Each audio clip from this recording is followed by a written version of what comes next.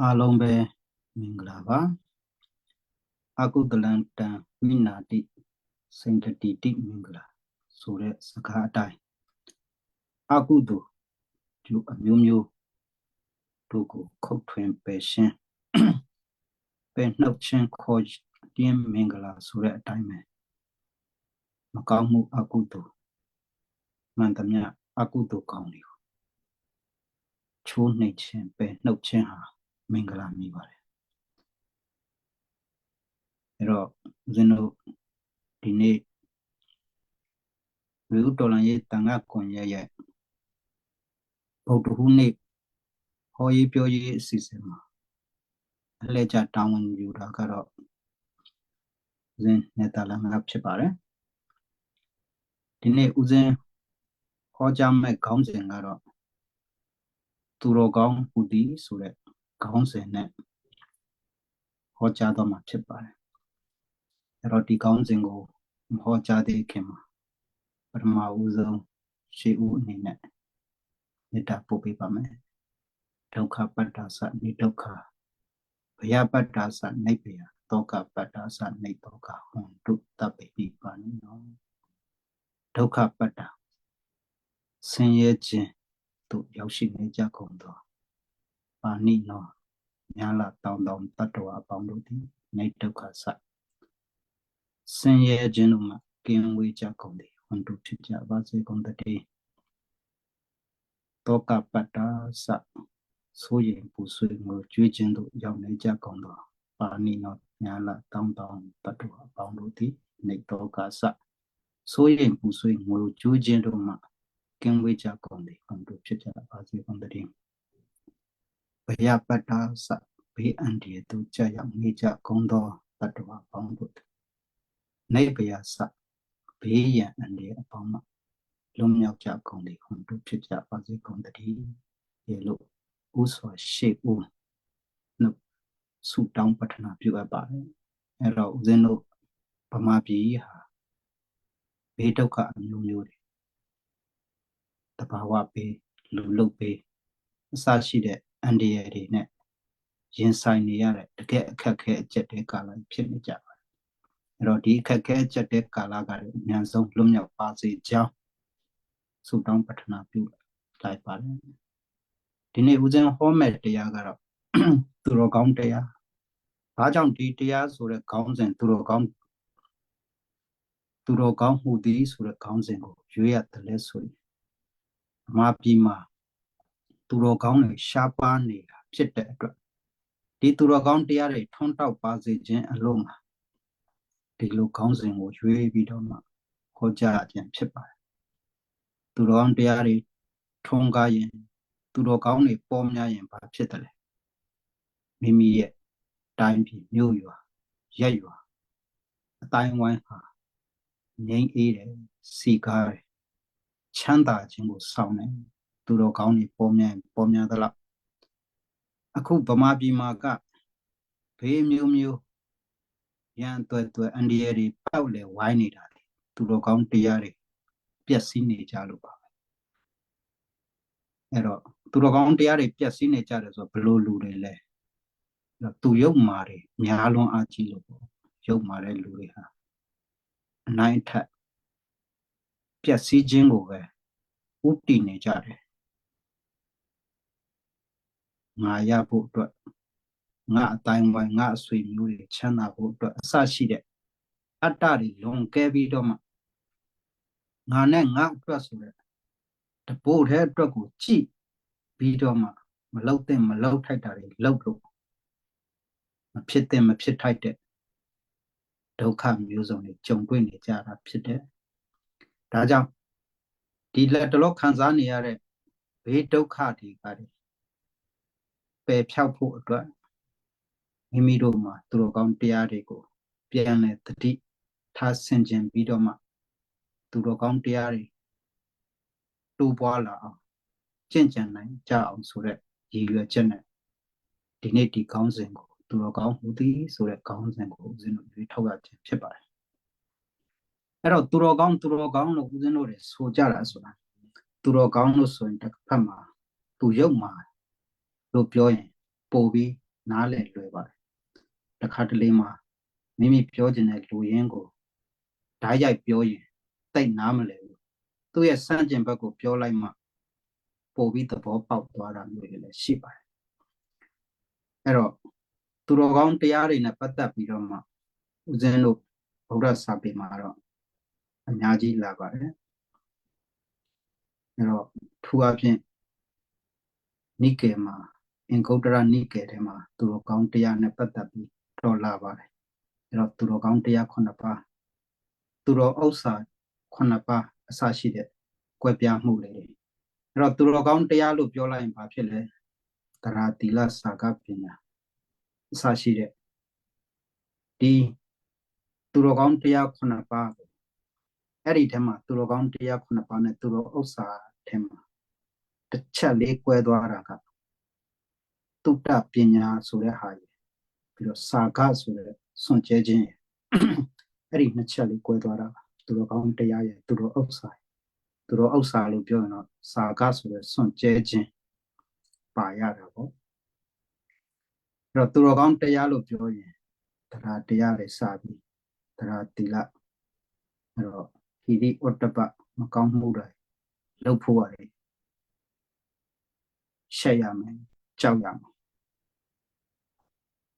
အဲ့တော့မကောင်းမှုလုပ်တာတွေရှက်ရမယ်ကြောက်ရမယ်ပညာနဲ့ပြည့်စုံရမယ်ဝရိယရှိရမယ်ဘဟုတုတ္တပါရှိရမယ်စရှိတဲ့9ချက်ဒီသူတော်ကောင်းတရားဖြစ်တယ်အဲ့တော့ဒီဟာတွေဘာကြောင့်ပြောနေရတာလဲဆိုရင်ဒီထဲမှာတို့ပြည်သူတွေတရက်လုံးဟာဘေးဒုက္ခမျိုးမျိုးရင်ဆိုင်နေကြတယ်တဘာဝဘေးရောလူလုတ်ကပ်ဘေးရောလူလုတ်ဘေးဆိုရင်ပိုဆိုးတာပေါ့ဦးဇင်းတို့တွေစခဲ့တာ2021မှာအာဏာငန်းငန်းတက်ပြီးမလုတ်တဲ့မလုတ်ထိုက်တာလုတ်ခဲ့တယ်ပြည်သူတွေထောက်ပံ့တဲ့လက်နက်ရိတ်ခါတွေစားတော့ပြီးပြည်သူကျွန်ပြုတ်ဖို့ရာတပ်ပံကျွန်ပြုတ်ဖို့ကားဒီမှာနောက်ဆုံးအာဏာသိမ်းတဲ့အဆင့်တွေလောက်လာတယ်ဒါကြောင့်တို့ပြည်သူတွေခံစားကြ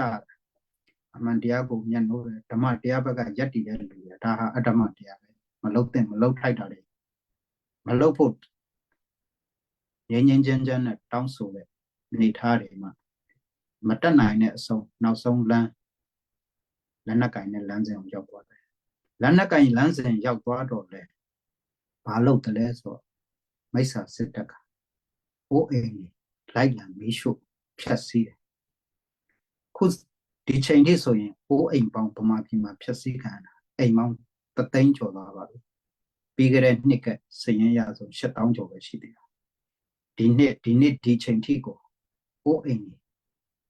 လှက်ပတ်ပြီးတော့မှမီးရှို့ဖျက်ဆီးတဲ့ပုံစံရှိတယ်အိုးအိမ်ဖျက်ဆီးတယ်လို့စစ်ဘေးရှောင်တွေဟာလည်းတန်းချီပြီးဒုက္ခရောက်နေကြတယ်ခုသူ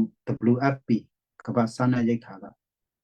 ထောက်ပြန်တဲ့ဆင်းရဆိုဗမာပြည်မှာစားနပ်ရိက္ခာနဲ့ပတ်သက်ပြီးအခက်အခဲဖြစ်နေတန်ပေါင်း20လောက်ရှိတယ်အင်မတန်မှပေါ့ဆိုးရွံ့စရာကြီးခုဒါဟာလူလုတ်ဘေးခေါ်တယ်လောဘအာနာယမတ်ငန်းငန်းတက်ပြီးတော့မှမလုတ်တဲ့မလုတ်ထိုက်တာလုတ်တဲ့အတွက်တေကျေကြတာခုဗမာပြည်ထဲကပြည်သူပြည်သားတွေကြီးပဲဘေးနိုင်ငံကဘယ်မှပါမလားမိမိတို့ယူဝါဒလေးမှားယွင်းတာနဲ့ကျူးလွန်လိုက်ကြတာအများကြီးပဲဒါတွေကိုအချိန်ပြင်ဆင်ကြဖို့လိုပါတယ်အဲ့တော့အချင်းချင်းတပ်ဖြတ်နေတဲ့အတွက်အခုလိုတဘာဝဘေးရင်ဆိုင်လာရတဲ့အချိန်မှာဘာမှမကူနိုင်မကယ်နိုင်ဖြစ်သွားတယ်ပြဿနာဟောဒီတဘာဝဘေးဟာမိမိတို့ရဲ့အရှိနိုင်ငံတွေလာတာကတောင်တရုတ်ပင်လယ်ကလာတဲ့မုန်တိုင်းပင်လယ်ကမ်းရိုးတန်းမှာဗီယက်နမ်ရှိတယ်ပြီးရင်ကမ္ဘောဒီးယားနိုင်ငံရှိတယ်လာအိုထိုင်လန်ခံထားသေးတယ်မိမိတို့ကမှအဲ့ဒီရဲ့နောက်ဆုံးရှေ့မှာကွယ်၄နိုင်ငံလောက်ရှိနေတဲ့ကြားထဲမှာဒီမုန်တိုင်းရလာလမ်းကြောင်းပါနိုင်ငံတိုင်းမှာထိခိုက်မှုရှိကြတာပဲဒါပေမဲ့လေမုန်တိုင်းရဲ့ရိုက်ခတ်မှုကိုကြံ့ကြံ့ခံနိုင်ပြီးအချိန်မီကယ်ဆယ်ကူညီနိုင်တဲ့ နိုင်ငံတွေကြီးပဲဖြစ်တယ်မိမိတို့ကအချင်းချင်းတပ်ဖြတ်နေတဲ့ဘေးကြောင့်တကယ်မုံတိုင်းလာတော့ဘာမှမလုပ်နိုင်နိုင်ဘူးကြိုတင်လဲသတိမထားမိနိုင်ဘူးသတိထားတော့ကိုဖို့ကဲဖို့အတွက်အရန်သိမဖြစ်ဘူးအစင်သိမဖြစ်ဘူးမိမိတို့ရဲ့အသက်ရှင်ရေးအတွက်ကိုဖို့ကိုတာဆိုတဲ့ငါအတွက်ကိုအာယုံပြုတ်ကြတာဖြစ်တဲ့အတွက်ဒီမုံတိုင်းဘေးဟာပို့ပြီးတော့မှထိခိုက်များတယ်မိမိတို့တိုင်းပြည်အတွက်မုံတိုင်းဖြစ်လာတော့ကောကဲမုံတိုင်းကိုကဲမလားကုမလားဆိုမဟုတ်ဘူးမုံတိုင်းအကြောင်းပြုပြီးသူများနိုင်ငံတွေရဲ့စစ်တပ်နဲ့လေရင်တွေဟာပြည်သူပြည်သားကိုကဲတင်တဲ့အချိန်မှာတို့မြန်မာပြည်ရဲ့မိစ္ဆာစစ်တပ်ကမိစ္ဆာစိတ်ကိုပဲမွေးပြီးတော့မှမုံတိုင်းကာလအတွင်းမုံတိုင်းရက်တွေထဲမှာကိုမုံတိုင်းမှာကြာရောက်တဲ့နေရာတွေမှာလိုက်လံပြီးဘုံကျဲနေတဲ့အဆင့်အင်မတန်ရုပ်မှာပတ်ဆက်ကောက်ကျစ်ကြတဲ့မိစ္ဆာတစုတွေဖြစ်တယ်တို့တိုင်းပြည်အနေနဲ့ဘယ်လို့မှလာမှမအဆက်ဘူးဒီမိစ္ဆာတွေရှိနေတွေ့ဒီလိုဒုက္ခတွေဟာဘယ်တော့မှအဆုံးသတ်မှာမဟုတ်သူတို့ခေါင်းထဲမှာမိစ္ဆာစိတ်မိစ္ဆာဉာဏ်မိစ္ဆာအကြံရှိတယ်ဒါကြောင့်လည်းဦးဇင်းတို့တွေဟာတိုင်းပြည်ရဲ့အာဏာလုတော့ရင်ဒီစစ်တပ်ကိုမိစ္ဆာစစ်တပ်လို့သမုတ်ခဲ့ရတာပဲအမြဲတမ်းသုံးတိုင်းခေါ်ပေါ်သမုတ်နေတာဘာဖြစ်လို့လဲသူတို့ရဲ့အကြံစီမှန်တယ်များအကုန်လုံးပါမိစ္ဆာအကြံစီမိစ္ဆာဉာဏ်တွေကြီးပါဒီနေရာမှာထည့်ပြောရအောင်သူတော်ကောင်းတရားဆိုရင်ဦးဇင်းတို့ပါဠိအနေနဲ့တတ္တမတရားထုံးကားပါလေသူတော်ကောင်းတရားထုံးကားပါအဲ့တော့သူတော်ကောင်းတရားဟာပါလေလို့ခုနပြောရင်သူတော်ကောင်းတရား9ပါးသူတော်ကောင်းဥစ္စာ9ပါးလို့ပြထားတာရှိတယ်လို့နောက်အင်္ဂုတ္ထုဓာတကတုတ်တစ်ခုမှာလဲသူတော်ကောင်းတရားဟာ10ချက်ပါဆိုပြထားရှိတယ်အဲ့ဒီ10ချက်ကလည်းပြန်ကြည့်ရင်ကာယကံမှုဝစီကံမှုမနောကံမှု3ခုပါပဲတနည်းအားဖြင့်ကာယကံမှုလို့ပြောရင်သူများအသက်မတက်ရဘူးသူများပစ္စည်းမခိုးယူရဘူးသူများသားများမကျူးလွန်ရဘူးအစရှိတဲ့၅ပါးသီလကတွေလာတဲ့ကိစ္စကာယကံမှု3မှုဝစီကံမှု4မှုလို့ပြောရင်မုတ္တဝါဒဆိုတဲ့လိညာပြောဆိုတာတွေမလုပ်ရဘူးရှောင်ကျင်ရတယ်အဲ့တော့ဒီစကားနဲ့ပတ်သက်ပြီး၄ခုပါဇက်နဲ့ပတ်သက်ပြီးစီး၄ခုပြောတယ်ချင်းချင်းဂုံမတိုက်ရဘူးကြမ်းတမ်းတဲ့စကားတွေမဆိုရဘူးအဓိပ္ပာယ်မရှိပိန်ဖြင်းတိမ်ဖြင်းတဲ့စကားတွေမပြောရဘူးအစရှိတဲ့ပါဇက်နဲ့ပတ်သက်တဲ့စီကံ၄ခုကိုယ်ကာယနဲ့ပတ်သက်တဲ့စီကံ3ခုပကဇက်နဲ့ပတ်သက်တဲ့စီကံ3ခုပြီးတော့စိတ်နဲ့ပတ်သက်တဲ့စီကံ3ခုပဲမဟုတ်တာတွေမကြံစီရဘူးပျက်စီးကြောင်းမနာလိုမှုတွေမှားယွင်းတဲ့အယူအဆဒီ3ခုကိုမလောက်ချင်းဟာဒါသူတော်ကောင်းတရားတွေပဲသူတော်ကောင်းတွေဆိုရင်ဟောဒီတရားတွေကိုရအောင်ကျင့်ကြံရမယ်အဲ့တော့ဒါအင်္ဂုတ္ထုဓတ္တကတုတ်မှာအဲ့ဒီ10ချက်နဲ့ပြသေးတယ်အခြားတနေရာမှာလဲနောက်10ချက်နဲ့တနည်းထပ်ပြသေးတယ်ဆိုလိုချင်တာကသူတော်ကောင်းဆိုတာကကောင်းတဲ့အလုပ်တွေကောင်းတာကိုပြောကောင်းတာကိုကျင့်ကောင်းတာကိုကြမ်းဆိုတဲ့သဘောကိုဆိုလိုရင်းပါပဲနှစ်ချုပ်လိုက်နောက်တနေရာမှာကြောက်ဘာနဲ့ရှင်ပြတယ်လဲဆိုတော့မိစ္ဆာနဲ့ရှင်ပြတို့တွေဟာမဂ္ဂင်၈ပါးတရားဒါဆိုတမ္မာမဂ္ဂင်ကောင်းတဲ့မဂ္ဂင်တမ္မာဒိဋ္ဌိတမ္မာသင်္ကပ္ပတမ္မာဝါစာတမ္မာကမ္မန္တတမ္မာအာဇီဝတမ္မာဝါယမတမ္မာတတိတမ္မာသမာဓိဆိုမှတို့ဗုဒ္ဓဘာသာမှန်ရင်မဂ္ဂင်၈ပါးသိကြတယ်အဲ့ဒီထဲမှာနောက်နှစ်ခုထပ်ပြီးတော့မှတမ္မာဉာဏ်နော်တမ္မာဝိမု ക്തി ဆိုပြီးမှ10ခုဒါတွေဟာဆိုရင်သူတော်ကောင်းတရား10ပါးပဲမှန်ကန်တဲ့သူတော်ကောင်းတွေဆိုကျင့်ကြံမယ်လုပ်ငန်းစဉ်ဖြစ်တယ်အဲ့တော့အဲ့ဒီ10ပါးကို ကျင့်ရမယ်ဆိုရင်တနည်းအားဖြင့်ပြောင်းပြန်အားဖြင့်ပြန်စဉ်းစားလိုက်မိစ္ဆာဆိုတဲ့မှားယွင်းသောမိစ္ဆာဒိဋ္ဌိမိစ္ဆာသင်္ကပ္ပမိစ္ဆာဝါစာမိစ္ဆာဝါယမမိစ္ဆာအာဇီဝမိစ္ဆာတတိမိစ္ဆာသမာဓိမိစ္ဆာဉာဏ်မိစ္ဆာဝိမု ക്തി အစရှိတဲ့တမာရဲ့ပြောင်းပြန်မိစ္ဆာတွေမှားယွင်းတဲ့အယူမှားယွင်းတဲ့အတွေ့မှားယွင်းတဲ့အကြံမှားယွင်းတဲ့လုပ်ရက်မှားယွင်းတဲ့ဉာဏ်တွေနဲ့ဒါတွေဟာဒါသူတော်ကောင်းမလုပ်မဖြစ်ခြင်းပဲအဲ့ဒီ10ချက်ကိုရှောင်နိုင်မှသာသူတော်ကောင်းဖြစ်တယ်အဲ့တော့အဲ့ဒီ10ချက်ကိုပြန်ကြည့်လိုက်ရင်အခုမိစ္ဆာစစ်တပ်ကအဲ့ဒီ10ချက်နဲ့အပြည့်အဝကိုကိုက်နေတာသူတို့ရဲ့အပြုအမူအပြောဆိုအကြံစီအမြဲတမ်းတွေးဆနေတာစမိစ္ဆာဉာဏ်မိစ္ဆာဝိမု ക്തി ထိသူတို့တွေကဒါဆိုရင်လွတ်မြောက်ပြီမှားယွင်းတဲ့လွတ်မြောက်မှုလွတ်မြောက်တာကိုမှားယွင်းတဲ့အတွေးခေါ်နဲ့ယူဆပြီးလုပ်နေတာဒါကြောင့်မို့လဲဦးဇင်းတို့ဟာစစ်မိစ္ဆာတွေအာဏာသိမ်းပြီးတော့ကွာရင်အမြဲတမ်းပြောဆိုနေတာမိစ္ဆာစစ်တပ်မိစ္ဆာစစ်တပ်ဘယ်တော့မှကောင်းကျိုးမပေးဘူးတွေးခေါ်အယူဆသုံးသက်ချက်လှုပ်ဆောင်ချက်တွေအကုန်လုံးပြည်သူတွေနဲ့ဆန့်ကျင်ဘက်ကြီးပဲပြည်သူတွေတွားကျင်တဲ့လမ်းနဲ့အကုန်ဆန့်ကျင်ချက်ဘက်ကြီးပဲပြည်သူတွေဟာငြိမ်းငြိမ်းချမ်းချမ်းနေခြင်းနဲ့အေးအေးချမ်းချမ်းစီးပွားရေးလောက်ကင်ဆောင်ရွက်ရတာလွယ်ကူချုံးမွေ့ခြင်းနဲ့တိုးတက်ခြင်းမိမိကိုယ်ကိုလည်းတိုးတက်ခြင်းနဲ့မိမိရဲ့အတိုင်းဝိုင်းရောမိမိရဲ့ဒေသတွင်းမှာနိုင်ငံတကာနဲ့ပါရင်ပေါင်တန်းပြီးတော့မှခစ်နဲ့အညီတိုးတက်ခြင်းနဲ့အတွေးခေါ်အမျှော်မြင်စိတ်ဓာတ်တွေနဲ့လှုပ်ဆောင်နေတဲ့အချိန်မှာမိစ္ဆာစစ်တပ်ဟာမှားယွင်းတဲ့အတွေးခေါ်မှားယွင်းတဲ့အယူဆတွေနဲ့သူတို့ကမှားယွင်းတဲ့လုပ်ရက်တွေလုပ်ကြတယ်အဲ့တော့တိုင်းပြည်မှာအခုဟာမိစ္ဆာရဲ့လက်အောက်ကြာရောက်နေကြတာဖြစ်တယ်ဒါကြောင့်မို့လို့တို့ပြည်သူပြည်သားတွေဟာအခုဒီနေ့ရေဘေးဒုက္ခရာဂိမုန်တိုင်းရဲ့ဒဏ်ခတ်မှုလို့ဆိုရမယ်ဒီမုန်တိုင်းဒဏ်ဟာလူပေါင်းရာချီသေရတယ်ခုချိန်นี้စရင်ကတော့300ဝန်းကျင်ခန့်သေရတယ်လို့လူပေါင်း6သိန်းလောက်6သိန်းကျော်ပြေးလွှားပြီးမုန်တိုင်းဒဏ်ကြောင့်အိုးမဲ့အိမ်မဲ့စားဖို့တောက်ဖို့ခက်ခဲတဲ့အဆင့်မှာရှိနေတယ်ဆိုမှကြုံရတယ်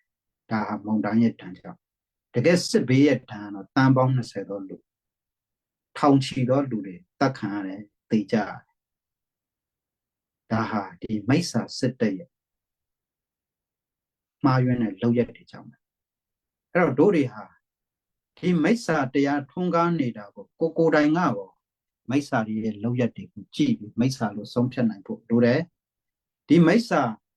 တွေကတွေလွတ်ဖို့အတွက်ထွက်ပြေးလို့လွတ်မြောက်မှာမဟုတ်ဘူးတော်လန်မှသာလေလွတ်မြောက်မှာဖြစ်တယ်ဒါကိုလည်းထဲထဲဝင်ဝင်သုံးသပ်ထားဖို့လိုတယ်ဆုံးဖြတ်ထားဖို့လိုတယ်သူတို့တွေလှုပ်လို့ငါတို့ဘယ်လောက်ပြေးနိုင်မလဲကိုယ်တိုင်မလွတ်နိုင်ဘူးကိုယ်တိုင်လွတ်ပေမဲ့ကိုယ်ဆွေမျိုးအတိုင်းဝိုင်း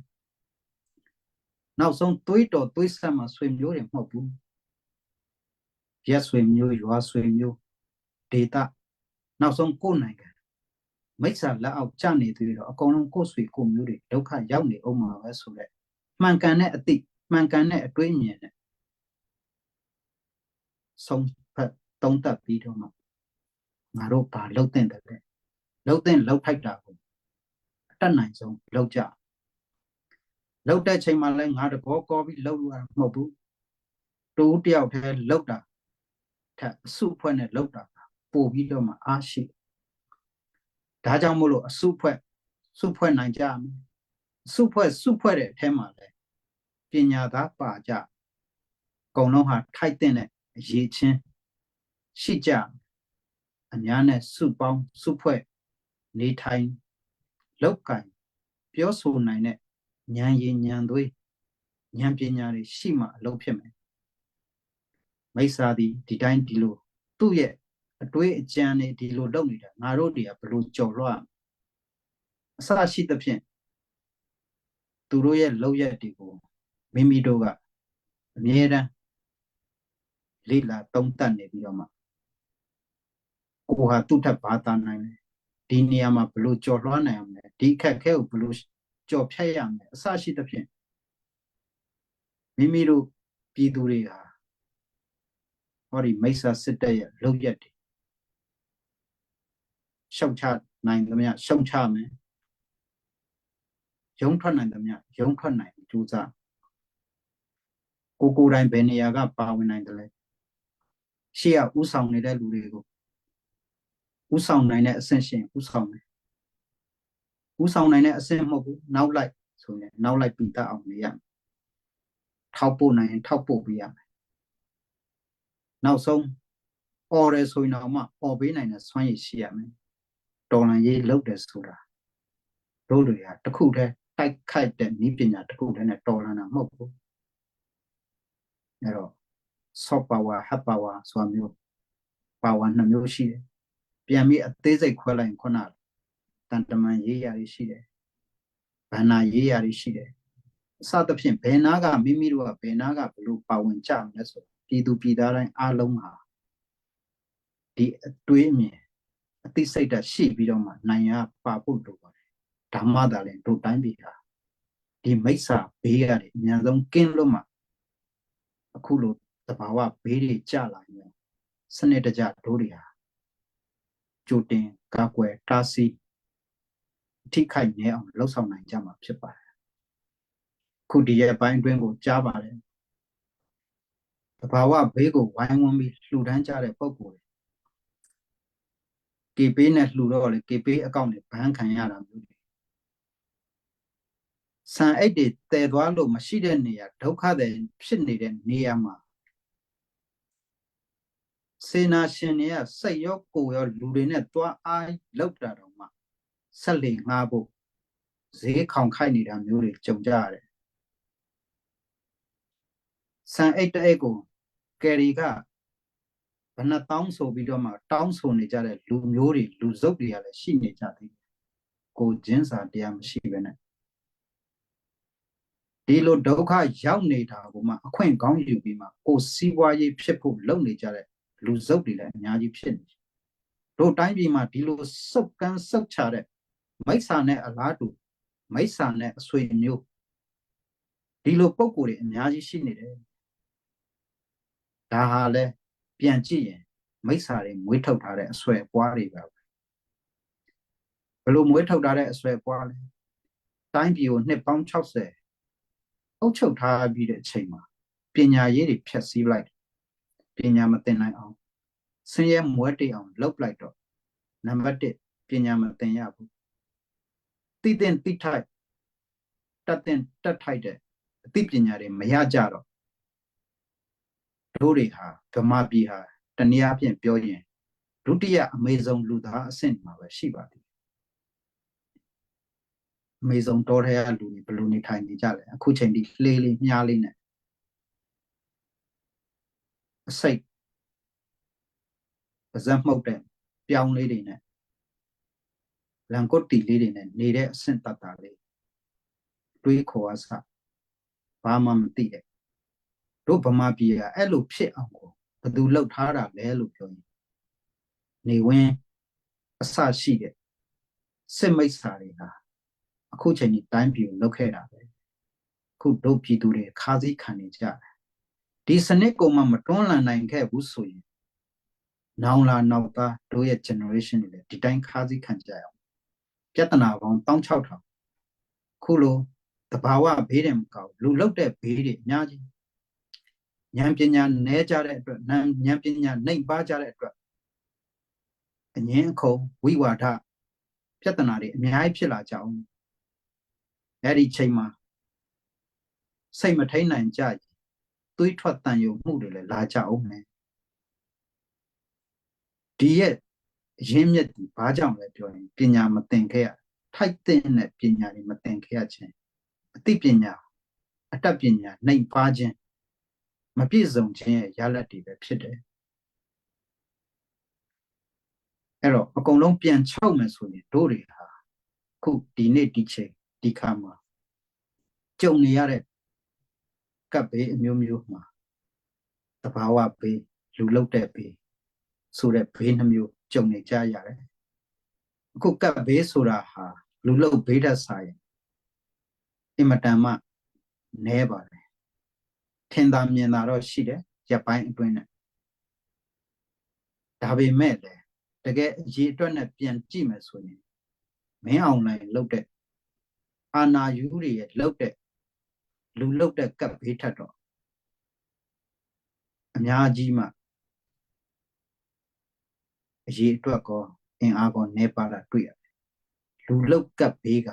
ဒီတဘာဝဘေးထက်10ဆမကအင်မတန်ကြောက်ဖို့ကောင်းပါတယ်ဒါကြောင့်တိုးတွေဟာအခုလက်တွေ့မျက်တွေ့ဖြစ်နေရတဲ့တဘာဝဘေးကိုလည်းတတ်နိုင်သမျှကူကြကယ်ကြပါကူညီကြပါဒီတဘာဝဘေးရဲ့သူ့ထက်10ဆမကကြီးမားလိုက်ဟောဒီမင်းအောင်လိုင်းအာနာသိမ့်နဲ့မိစ္ဆာတတရဲ့ဘေးကိုလည်းအဲ့ဒီဘေးကလွတ်မြောက်အောင်လဲကူကြကယ်ကြပါလို့ဒီကတွေဦးစင်းကတိုက်တွန်းနှိုးဆော်လိုက်ပါတယ်အဲ့တော့ဒီလိုတဘာဝဘေးတွေဖြစ်လာရင်တို့တွေရဲ့စိတ်ဟာတော်ယုံတန်ယုံဟာသူတော်ကောင်းတက်လေးတွေကိန်းအောင်ပါတယ်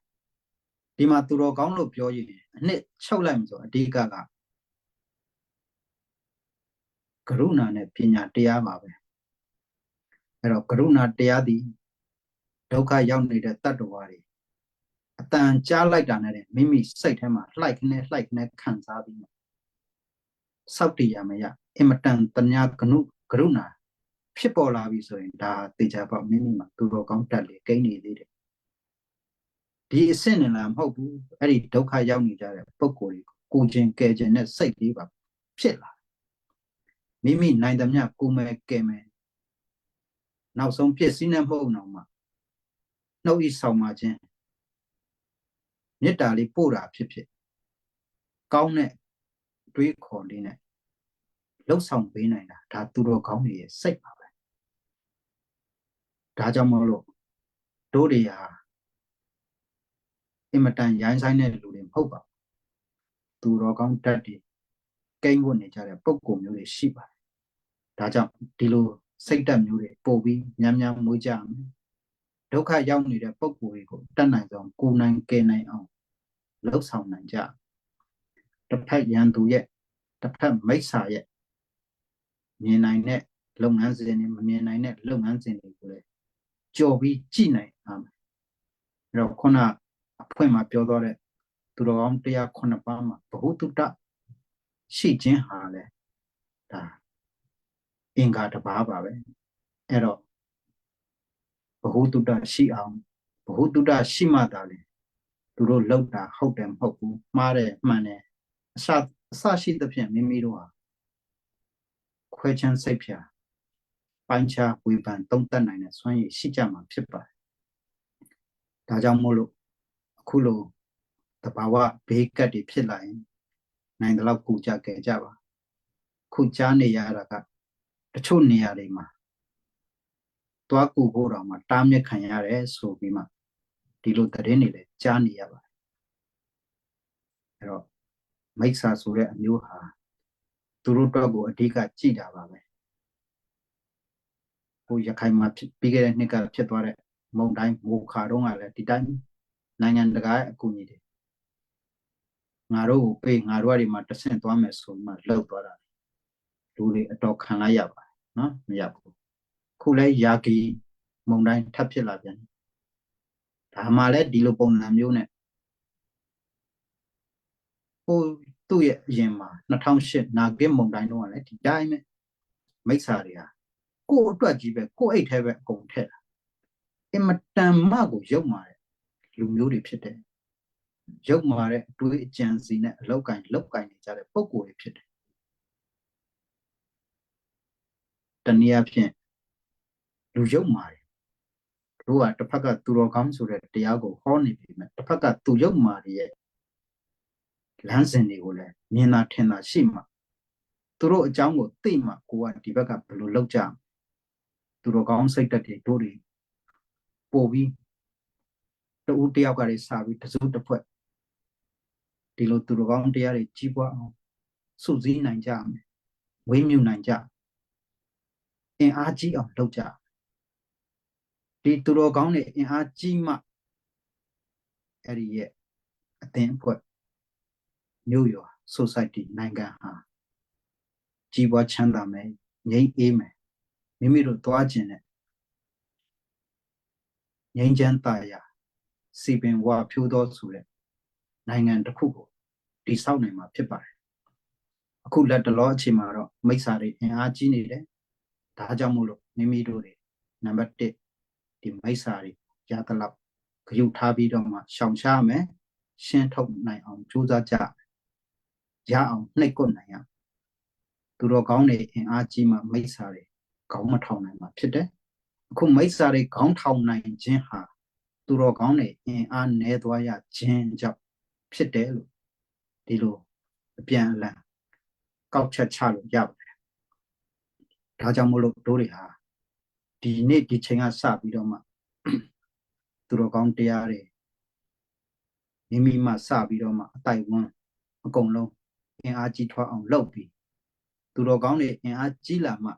Maisari, Gaumatown now, Maisari, Neck good now. Those how name up today. Tajamulo Dinema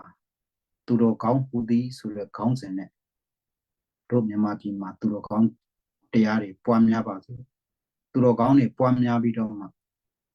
Mesa, the Taiko, Gaumatown now. Pita nine, Pita nine Java. Tamadali, Mimido, Luyen, Time Piti. Sibiendo, Tayado, Yanjando, Lupon. The town nine bidoma. Mimiru